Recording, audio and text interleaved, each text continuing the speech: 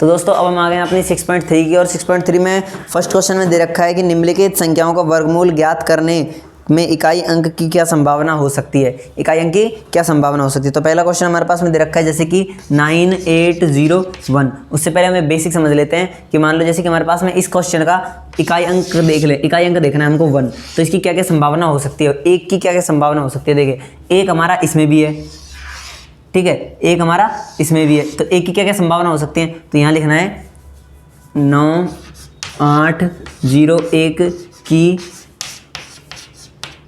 संभावना, ठीक है, ये हो गया, संभावना लिख दिया। संभावना लिखने के बाद हम देखिए क्या कह रहा है कि 8901 की संभावना क्या क्या हो सकती है, मैं यहाँ पे समझाता हूँ, दिखाइए, देखिए। तो एक तो देखिए एक इसके आगे है और एक इसके आगे, किसके आगे, 81 के आगे, तो इसकी संभावना क्या हो सकती है। एक तो एक ये रहा और एक ये रहा, तो इसकी संभावना क्या हो सकती है। एक तो सीधा एक और एक ये 9, तो इसकी संभावना क्या क्या हो जाएंगी हमारे पास में। तो 98 की संभावना एक और 9 हो सकती हैं, इस तरीके से क्वेश्चन कर रहे हैं, ठीक है। एक और क्वेश्चन समझा देता हूँ मैं, जैसे कि 99856 ये दे रखा है, तो इसकी संभावना, इधर आते हैं टेबल में, तो देखिए 6 की क्या क्या संभावना है, क्योंकि लास्ट में इकाई अंक कौन सा है इसका, 6, तो इसमें देखते हैं 6 कहाँ है। तो 6 तो ये रहा, एक तो एक 6 ये रहा और एक 6 ये रहा, तो इसकी क्या क्या संभावना हो सकती है। एक तो हो सकती है 4 और एक हो सकती है 6, तो यहीं पे इसी तरीके से यहाँ पे लिखना है। तो 99856 की संभावना एक तो हो सकती है 4, एक हो सकती है 6, आता है आंसर। इस तरीके से सारे क्वेश्चंस कर रहे हैं, ठीक है। अपन चलते हैं एक और क्वेश्चन की ओर। नेक्स्ट क्वेश्चन दे रखा है कि बिना गणना किए बताइए कि वास्तव में पूर्ण वर्ग है या नहीं है। तो मैंने पिछली वीडियो के अंदर बताया, पिछले क्वेश्चंस के अंदर बताया था कि आपको कि जिस भी संख्या के अंत में, जिस भी संख्या के इकाई अंक में 2, 3, ठीक है, उसके बाद में हमारे पास में आ जाता है 7, उसके बाद में 8, ये 4 संख्या मिल जाए कहीं भी, ये 4 संख्या मिल जाए तो वो कभी भी एक पूर्ण वर्ग नहीं बना सकती हैं। तो मैं 4 क्वेश्चन लिखता हूँ यहाँ पे सीधे 153, सीधे पूरा क्वेश्चन में कर देता हूँ ये वाला, 153, 257, 408, 257, 408 और एक और क्वेश्चन दे रखा है कि 441, ठीक है। अब देखिए यहाँ पे हमसे क्या कह रहा है कि क्वेश्चन में क्या कह रहा है कि बिना गणना किए बताइए कि संख्या वास्तव में पूर्ण नहीं है, पूर्ण वर्ग नहीं है। ये बताना है कि कौन सा नहीं है, ये नहीं बताना है कौन सा है, ये बताना है हमको कौन सा नहीं है। तो देखिए जिस भी संख्या के इकाई अंक में हमको 3 है, 7 है और 8 है, ये सारी चीज़ें मिलती हैं, और एक और चीज़ है हमारे पास में 2, वो जितनी भी कहीं भी मिल जाए ये सारी चीज़ें, तो वो पूर्ण वर्ग कभी नहीं होती है। तो बिना करने हमने बता दिया कि 1 नंबर और 2 नंबर का और 3 नंबर का ये पूर्ण वर्ग नहीं है, सिर्फ दिस इज द आंसर, ठीक है। एक और क्वेश्चन लास्ट कह रहा है कि बार बार घटाने की विधि द्वारा 100 और 159 का वर्गमूल ज्ञात कीजिए। तो मैं कर देता हूँ, एक आप कर देना, ठीक है ना। 100 है और 159 है, 169 है, तो 169 वाला आप करना, 100 वाला मैं कर देता हूँ। तो गाइस अब हम आ चुके हैं अपने नेक्स्ट क्वेश्चन की ओर, जो बार बार घटाने की विधि द्वारा 100 और 169 का वर्गमूल ज्ञात कीजिए। इनमें से एक मैं कर देता हूँ और एक आप कर देना। तो 169 वाला आप कर दो, 100 वाला मैं कर देता हूँ। तो बार बार घटाने की विधि मैंने आपको अभी तक नहीं बताई है शायद, लेकिन मैं अब बता देता हूँ, ठीक है। तो विषम संख्या, तो विषम संख्या कौन कौन सी है, जैसे कि 1, 3, 5, 7, 9, 11, 13, 15, 17, 19 कितनी आगे चली जाएगी अभी, ठीक है, कोई पता नहीं है, ठीक है। जितनी आगे जाती रहेंगी और आगे बढ़ती रहेंगी। तो इसका 100 का वर्गमूल ज्ञात करना है। तो 100 का वर्गमूल जैसे कि देखिए 100 है हमारे पास में, तो 100 को 100 लिख देना है, पहले तो 100 लिख दिया। अब उसमें से एक घटा देना है। बार बार घटाने की विधि यही होती है कि एक घटाते जाओ, तो एक घटा देंगे, पता क्या, 99। अब जो 99 बचा, 99 में से 3 घटा दो, बचा कितना, 96। 96 में से 5 घटा दो, 96 में से 5 घटा देंगे, बचेगा क्या, 91। 91 में से 7 घटा दो, 91 में से 7 घटा दो, बचेगा क्या हमारे पास में, यहाँ शांत रहो, बचेगा हमारे पास में 91 में 7 घटाया तो हमारे पास में बचेगा यहाँ पे 84। 84 हो गया, 84 का 84 में से 9 घटा दो, 9 घटा देंगे, 9 घटाएंगे तो कितना बचेगा, यहाँ पर हो जाएगा 75, 75 में से 11 घटा देंगे, 75 माइनस 11 करेंगे तो कितना आ जाएगा, 11 घटाएंगे तो 1 का 4 बचेगा हमारे पास में, और 7 में से 1 गया तो 6 बचेगा, 64। तो अब बाकी का यहाँ करते हैं, 64 में से 11 ले लिया था, 13 ले लेते हैं, माइनस 13 कर देते हैं, बचेगा हमारे पास में 1 और 5 51। ठीक है, अब हम 15 घटा देते हैं इसमें से, तो 51 में से 15 घटाएंगे, 15 घटाएंगे तो कितना बचेगा हमारे पास में यहाँ पे, इसमें से अगर हम 15 घटाते हैं 35 36 बचा। अब हम घटाते हैं 17, अब इसमें 17 घटाएंगे तो कितना बचेगा, 36 में से 17 घटाएंगे तो बचेगा 19, और 19 में से 19 घटाएंगे क्योंकि 19 बचा आखिरी, वो होगा हमारा 0। तो जब तक 0 ना आ जाए जब तक इसको काटते रहना है। अब वर्गमूल कैसे निकलेगा इसका, जितनी भी हमने संख्या लिखी है उनको जोड़ दो। कितनी संख्या है वो, 1 2 3 4 5 6 7 8 9 10, यानी कि इसका वर्गमूल कितना है 10। तो 100 का वर्गमूल कितना होता है 10, एट द आंसर। इतना करना है। अब एक और क्वेश्चन देखते हैं, इसको मिटा। क्वेश्चन में कह रहा है कि 720 अभाज्य गुणनखंड विधि द्वारा निम्न संख्याओं का वर्गमूल ज्ञात कीजिए। अभाज्य गुणनखंड विधि द्वारा तो 2 क्वेश्चन मैं कर देता हूं, जैसे कि 729 और 400, बाकी आप करना। ठीक है, अभाज्य गुणनखंड का मतलब होता है एक तरीके से एचसीएफ की तरह। ठीक है, तो 7 to 9 लिख दिया। लिखने के बाद में देखिए इसको 2 से करेंगे, 2 से जाएगा नहीं है तो 3 से किया, 3 से करेंगे तो आंसर कितना आएगा, 3 से किया तो 3 का आ गया। इसमें कितना आएगा जल्दी बोलो, 3 1 जा 3, 3 2 जा 6, तो 2 बचा, 1 उधर बचा, 1 दे दिया उधर, 3 चौक 12, 1 बचा 3 हो गया। ठीक है, एलसीएम तो सबको करना आता होंगे, एलसीएफ एचसीएफ, तो जल्दी करते हैं इसको। ठीक है, फिर मैं करता हूँ, तो 3 दूनी 4, 3 से दोबारा चला जाएगा, तो ये हो जाएगा हमारे पास में 8 1 3 से करेंगे 27, 3 से करेंगे 9, 3 से करेंगे 3 और 3 से करेंगे 1। अब देखिए गाइस हमको करना क्या है इसमें, अब पहले हमको इसके जोड़े बना लेने एक तरीके से। ठीक है, तो 3 इंटू 3 इंटू 3 इंटू 3 इंटू 3 कितने दे रखे हैं, 2 2 4 2 6, और हमने कितने लिख दिए 2 2 4 1 5 बराबर 729 का वर्ग निकाला है। तो वर्ग का निशान ऐसा होता है। ठीक है, ये वाला निशान लगाना जरूरी है वर्ग के समय।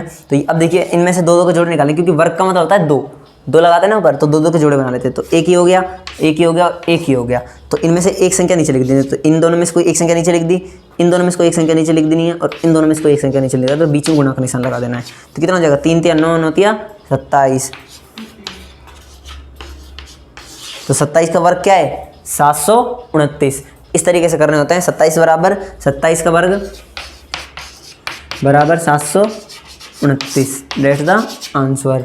ऐसे हो गया। अब देखिए इसी का एक और क्वेश्चन मैं आपको कर देता हूँ, फिर बाकी के 2 क्वेश्चन इसी का एक और क्वेश्चन कर देता हूँ, बाकी क्वेश्चन आप खुद करना। ठीक है, आपके प्रैक्टिस के लिए। अगर मैं ही कर दूंगा तो फिर आप क्या करोगे।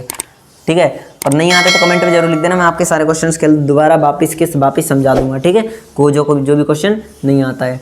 ठीक है, तो अब देखिए 729 का हो गया। अब हम बचते हैं 400 का। 400 का 2 से करेंगे, 2 से हो जाएगा, 2 से करेंगे हो जाएगा ये 200, 2 से करेंगे 100, 2 से करेंगे 50, 2 से करेंगे 25, 5 से करेंगे 5, और 5 से करेंगे 1। ये कितना हो जाएगा, 2 into 2 into 2 into 2 into 5 into 5 into बराबर 400 हो गया। अब देखिए 2 जोड़ा देख लेते हैं। 2 का जोड़ा ये हो गया, 2 का जोड़ा ये हो गया, और 2 ये हो गए।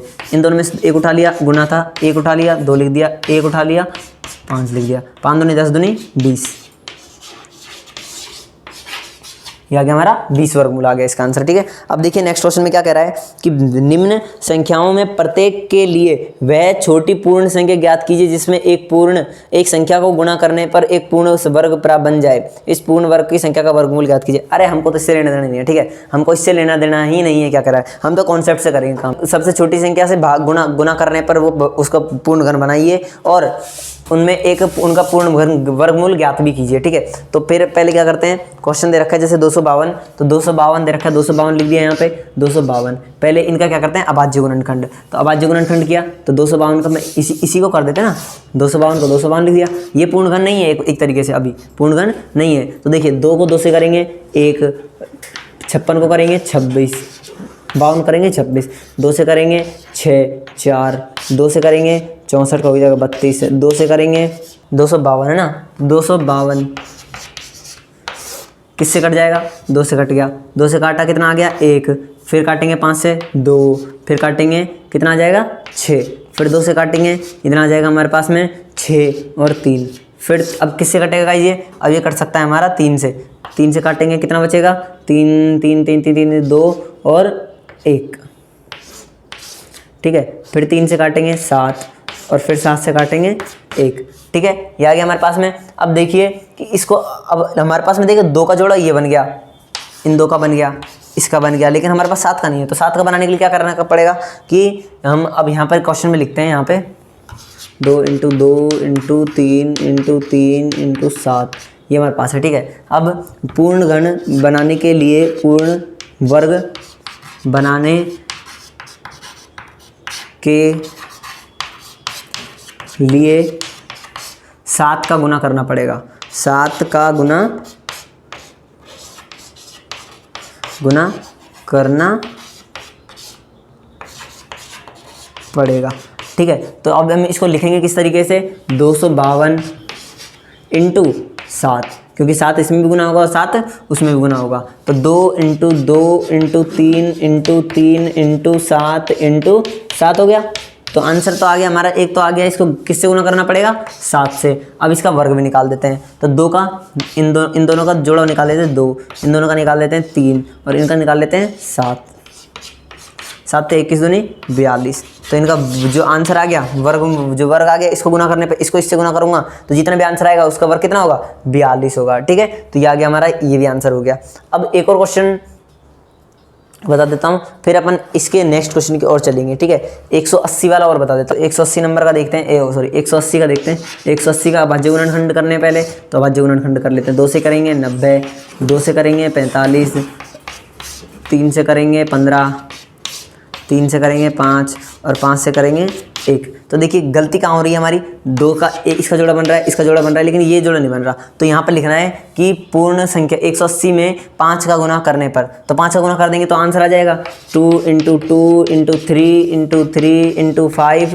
अब 5 का गुना कर देते हैं, तो 5 का गुना कर देते हैं। अब इसी संख्या में यानी कि 180 में भी 5 का गुना करना पड़ेगा। ठीक है, तो 180 पंजे कितना होता है 900, तो 900 हो गया। अब बराबर 2 का इन दोनों का जोड़ा कितना बन जाएगा 2, इनका 3, इसका 5, 3 दूनी 6 पंजे 30 और 30 का वर्ग कितना होता है गाइज 900। इस तरीके से करना है। ठीक है, तो हिंदी मैंने हिंदी लिखी नहीं है, पिछले क्वेश्चन में लिखी थी, इसमें आप लिखनी है। ठीक है, और एक और क्वेश्चन बच रहा है, उसको और कर देते हैं, फिर इस क्लास को खत्म करते हैं। ठीक है, अब दे रखा है कि निम्न संख्याओं के प्रत्येक में छोटी से सबसे छोटी पूर्ण संख्या ज्ञात कीजिए जिसमें भाग देने पर, पिछले में था गुणा करने पर, इसमें है भाग देने पर। तो अपन तो कॉन्सेप्ट क्लियर करते हैं, इनको पढ़ना नहीं है अपन को। 252 दे रखा है, तो 252 लिखते हैं। 252 सेम टू सेम इसमें भी करना है, अभाज्य गुणनखंड निकाल देना है। 2 से करेंगे, 252 का क्या हो जाएगा 126, फिर करेंगे 63, फिर करेंगे 3 से 21, फिर करेंगे 3 से 7 और फिर करेंगे 7 से 1। तो भाग देने की विधि से निकालना है, तो 2 × 2 × 3 × 3 × 7 हमारे पास ये है। तो अपन क्या करना है, भाग देना है 1 और इसके साइड में 2 5 2 है, तो भाग इसमें भी देना पड़ेगा और इसमें भी देना पड़ेगा। तो हिंदी लिखनी है कि पूर्ण वर्ग बनाने के लिए 7 का भाग देना होगा। ठीक है, हिंदी आप समझ रहे हैं, ठीक है ना, मैंने थोड़ी सी जल्दबाजी में लिखी है। तो देखिए अब 7 का भाग देते हैं, तो इसमें 7 का भाग दिया और इसमें भी 7 का भाग दिया, तो 7 से 7 कट बचा क्या हमारे पास में 2 × 2 × 3 × 3। तो अब जोड़ा बन गया इसका और इसका 2 × 3, तो कितना हो गया हमारे पास में 6। ठीक है, तो पूर्ण वर्ग क्या आ गया हमारे पास में 6। ठीक है, तो ये हो गया हमारे क्लास खत्म, और इस तरीके से क्वेश्चन करते हैं सारे। ठीक है, तो आज की क्लास को यहीं खत्म करते हैं। वीडियो चलो, वीडियो को लाइक कर देना, चैनल को सब्सक्राइब कर देना।